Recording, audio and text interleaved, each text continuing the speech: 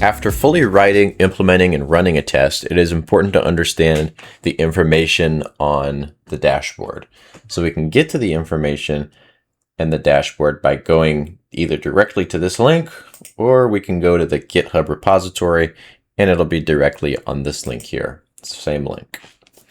So overall, there are some aggregate statistics like the total tests, test passed, failed, and then the total duration, as well as the last timestamp of when it ran, and then drop-down menus for every category we have defined in every test category we have defined. So for example, authentication test, we see we have 8 passed tests here. And for each test, we have a test name, test description, status, CVSS score, severity, and duration. So the test name and description are pretty self-explanatory. They just describe what the test is and what it does. The status is whether it passed or failed. And the CVSS score, for reference, is from 0 to 10, describing how severe is the vulnerability if it were to be exploited.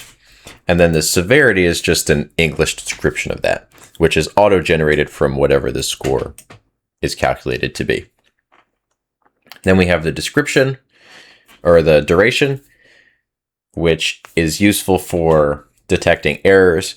For example, if it says 5 or 10 minutes as the duration, maybe that's a timeout error. Or if it says something like 0.1 seconds, maybe there's an error in the code that you need to fix. For failing tests, such as here's an example of a failing test, it will be bold, and the CVSS score, the highest CVSS score, will be calculated.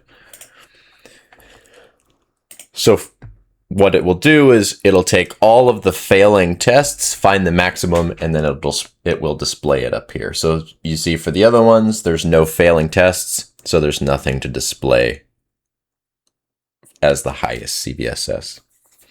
For a more in-depth view, there's also a link to the PyTest report. If we open that, this is a report automatically generated by PyTest, and it will just go in specifically to talk about the code.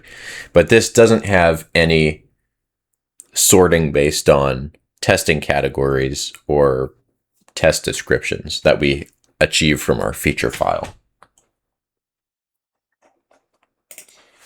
So that is all the information on this security dashboard. There's also dependency scanning.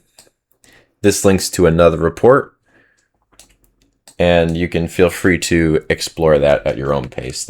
This talks about the dependencies using dependency scanning that have been found in OpenMRS.